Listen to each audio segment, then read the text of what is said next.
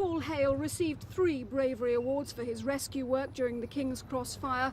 He went into the smoke and heat 6 times to fight the flames and bring people out. At first he seemed to cope with the aftermath, but after 2 years he was suffering nightmares, he was so bad-tempered his family was falling apart and he couldn't go on the road as a fireman.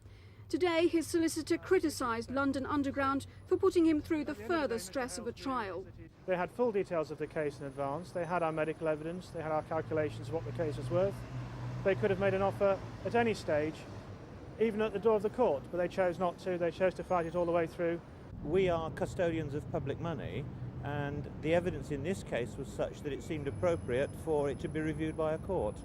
The case is over and it's all behind us now. That's all I need to say. They've had our calculations in advance of the case.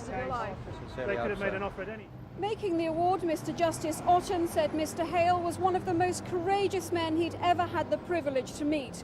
And although he accepted Mr Hale had suffered permanent damage, he said the qualities he'd shown during the King's Cross fire would help him restart his life after such an horrific experience.